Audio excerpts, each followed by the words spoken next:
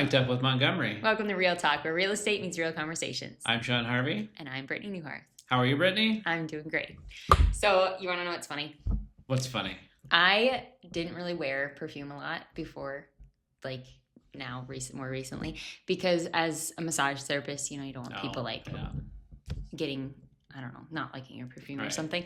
So today I picked my perfume because I did this subscription package thing to try different ones because I've never really had a perfume I like. So today I picked my perfume by accidentally spraying it in my face. Oh. Yeah. You know how those mornings just go where you just wake up late and everything's wrong? I was looking right at it.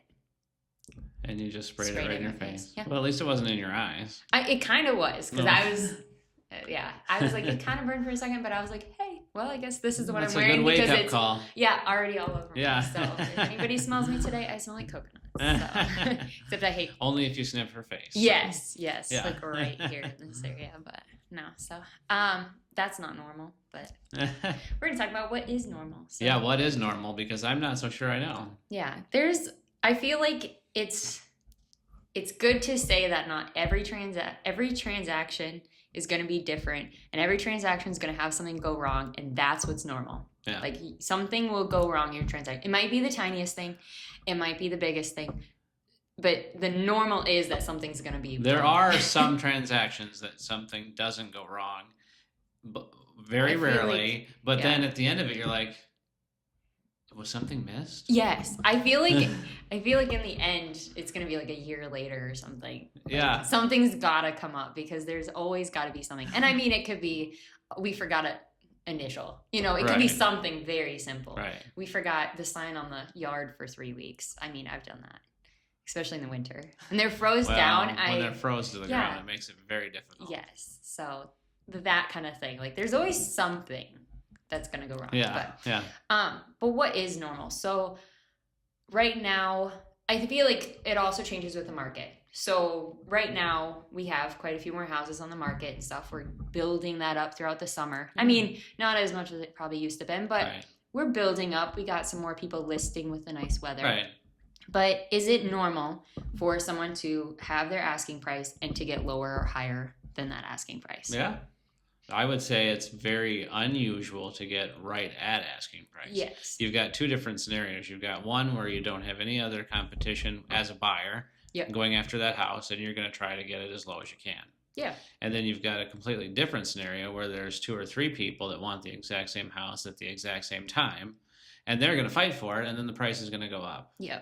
I feel like it's good to say that it's normal that if a house first comes on the market and there's a whole bunch of buyers interested and there's multiple offers on it, it's going to go higher. Right. That's a pretty standard thing.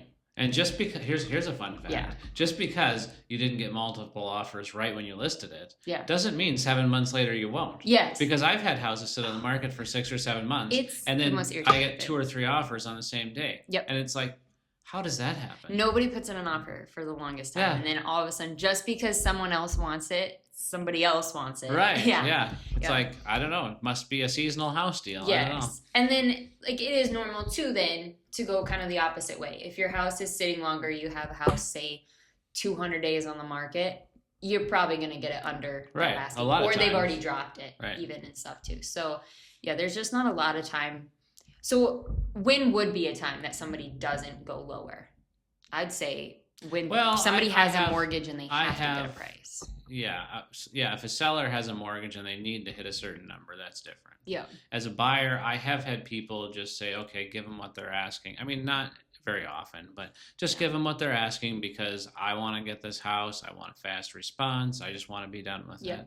And it's not that you're going higher or lower. It's just they're happy with the price and they're happy with the house, and we're just going to do it. There's the people that are like, I'm just going to pay because I don't want to argue back and forth. Right. And then there's the people that are like, I will negotiate every dollar. Oh, yeah. Down to the T. And it's fine either way. We deal with both. In real estate, it's part of our job, but my recommendation would be don't negotiate every dollar. Yeah. If you're within $5,000 or $10,000, just do it. It's really not going to make a difference at the end of the day. That's where I think that open communication between your real estate agent and your lender and you is that perfect trifecta when you are doing for any offers or anything Yeah. like that. That's who you need to be talking to.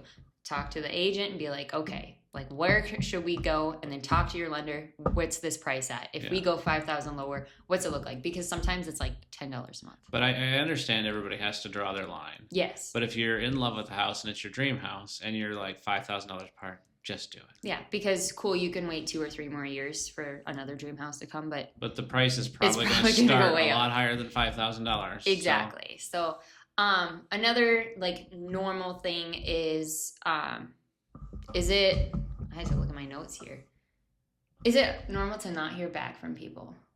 On an Everything. offer or Everything. So I put an offer into you. Is it normal to like just nothing? Like I get you have an offer deadline and stuff there. So it's not normal to not hear back. You should always hear something back. Yes. But is it normal to wait till the last minute? Well, so I've had different kinds of sellers and buyers. Mm-hmm. I've had sellers get an offer with a short deadline, and actually working one right now, and the seller is just not there yet. You know, they just need that thought process time and discussion time with family and different things like that.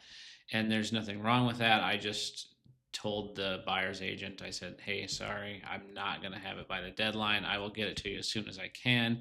So there has to be some flexibility to it. But well, and sometimes as an agent putting in an offer, so you've got the buyers putting in an offer to you as a seller. Sometimes you don't know that seller's aspect. Right. Once in a while we ask, be like, hey, is it okay to do this quick of a turnaround? Right. We try to keep that communication, but sometimes you just put an offer, you send it over. And then all of a sudden they're like, hey, this actually doesn't work, because they have to ask. It's 5 siblings owning a house, and they have to get approval from all of them, and to live overseas. Because we so do it's a gonna lot be of a estate type of thing. stuff. It seems like always doing something with estates. So there's a lot of family involved, a lot of people involved, and there's a lot of conversations that need to be had. Yeah, and that's just fine. It's keeping that open communication. Like we're not responding just because we're waiting to see something better. It's sometimes we're just trying to make sure everybody's good. Yeah, so in this nobody case, feels this bad. house, this property hasn't had any showings in the meantime, but it's just like, okay, we just need Yeah. You need to work out the details, and I'd much rather take the time to work out the details before getting an accepted offer than regretting Yes. it and trying to figure out the details after we accept the offer. Yeah, because there's a lot of things we talked about before. There's a lot of things in that offer. There's concessions. There's sometimes people ask for stuff like in the bill of sale. There's a lot of things where you want to talk and make sure, because when you accept that, you don't want to have to go back and make amendments or go back on, like nobody can really go back on their word if they put it in with the offer. Right, so exactly. you want to make sure everybody's good with it, especially if it comes down to personal items in the house. That always. Yeah, that's always interesting. Definitely. So, is it normal to have a buyer ghost you? Oh, that happens all the time. I know. Yeah. I think that people, I'm kind of this way. You get something in your head and you just want to act right away. And that's where we kind of go like, okay, let's reverse a little bit, talk about the plan of action here, talk about who you should be talking to in that. And then I think kind of reality sets in for some people. And, sometimes job changes come up. We always try to check in with people, but sometimes sometimes it's personal reasons, so they just don't want to talk about it, so they just don't tell us. And I understand that it's hard to say to somebody, I want to use a different agent, or I just don't want to buy right now. And we understand that, but it would be easier on our end if we just got a quick text message like, okay, I'm going to work with so-and-so, or okay, I'm going to wait 6 months to a year. That way we're not like looking for houses for you all the time either. Yeah, because we keep you on the back burner, and every time something comes up we think you like, we send it. Right. So, it's not that really takes away from us too much. Like, we're still happy to help. Right. Sometimes it's financial reasons, but they still kind of want to look at houses and get ideas, and that's great.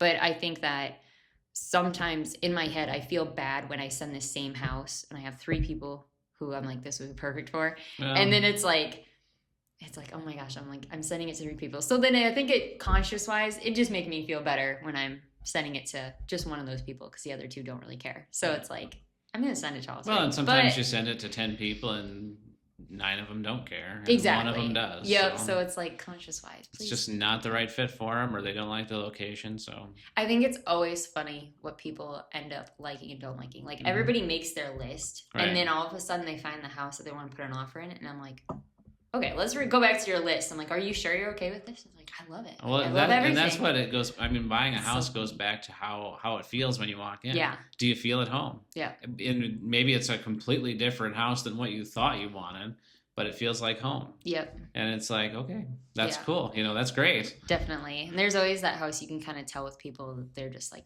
more in shock and like, oh my gosh, like I'm shocked I like it. Yeah. And then it kind of turns out to be their dream house because it's everything they didn't know they wanted. Yeah. But that's why I ask people what they like in a house, but ultimately I don't take that list to heart too much. I try to find more things in the price range, and then I like to go look at like 5 houses. Yeah. Because after we look at 5 houses together, I'm going to have a pretty good idea what you love, what you hate, and what you're okay with. And then from there, that really makes it easy to help us send listings out when they come on the market, because it's like, okay, we looked at 5 houses. This one I think might be the one. Well, and that's like, okay, somebody has a $300,000 budget. I'm still going to send you a $200,000 house if it meets a lot of your expectations. And some people say like, I don't want to do any updates, but then they see a house and they're like, okay, it's just the carpet and some paint. I've said that every time, and I still do it. Exactly. And it's like, there's so many things people think they aren't willing to live with, but then they are, because it has 50 other good aspects. Right. And I do take some people's lists, like certain things, down to heart, bedroom sizes, because that's a big thing. Unless you can create a bedroom downstairs and maybe they only have 1 kid now and they want a 6-bedroom and there's that's the other thing. Finished basement or something. If a buyer's online looking and they need 3 bedrooms and they type in 3 bedrooms, well, that's great, but you might, in your budget, you might only be able to get a 2-bedroom house with maybe a house that has bedrooms in the basement that just don't have egress windows. Yeah. So those are all good options that you need to actually dig in and deep dive into some of those to find out, Especially okay, could this work? Especially one of those needs to be an office. And then it's like, oh, it doesn't have an extra bedroom, but it has kind of a den sectioned off area. Right. Yeah. Like, don't limit yourselves. I always try to go like 1 under. Yeah. Something like that. Yeah, exactly. If you go 1 like under, searching. or if you're looking at them and like, I think this house has got 2 bedrooms or 3 bedrooms in the or non-legal bedrooms in the basement. But I mean, well, as a contractor's wife, it is easier to, if it has an egress or like not an egress, it has a window. It's easier to add an egress because you're kind of just extending that window down. It means there's already a window there, so it's like a little bit easier that way. It's not the worst thing to add it. No, not the absolute worst. No, yeah, it's doable. In my house. Yeah, it's definitely doable. We've done a lot and stuff. We did one before we sold somebody's house just so they could get a little bit more for asking, and it helps. So. Yeah, it does. Yeah, but I think that, like we said, there's no complete normal way that a transaction should go. No, absolutely not. Yeah, and the normal is that it's not normal. It's going to slap you in the face. Yes. Yeah. Yeah, I think that if you have an agent who ever says like nothing ever happens wrong and nothing ever goes wrong, they're lying, because something always goes wrong, and it's never usually the agent's fault or the buyer's fault or the seller. It's just the aspect of the whole situation. Technicalities. Yes. In real estate. And we've talked about this before. Sometimes it's how people read things and see things. So it is. Yeah. A lot of perception. Mm-hmm. Yeah, you can write a statement on an addendum a lot of different ways, and people can read it a lot of different ways. Well, we've done this before, and we've talked about forms, and it's like you sit down and you read this paragraph and you're like, this is what I take away, and it's like, well, this is what I take away, and this is what it actually means, and it could be all 3 different things. Yeah. So then we try to change the paragraph. Yeah. So we all know exactly what it says. I can't imagine, like, even reading legal documents, sometimes it feels like it goes over my head because they use so many technicalities, and it's because of that, because so many like technical terms, and they word it so it's so like in depth of something, and all of a sudden in there, like, you step back and you're like, what the heck does that mean? It's like, oh, it means like don't destroy the property, but like they say it like don't make any. And then if you took it to 2 different attorneys, they would interpret it 2 different ways. Yes, so something always can be wrong, but we like it a little more cut and dry around here. Yeah, all we know is that Montgomery's the best. Yeah, that's right. Yes. So. Well, thank you all for listening today. Yep. Have a great week. Take care. And remember, who you work with matters.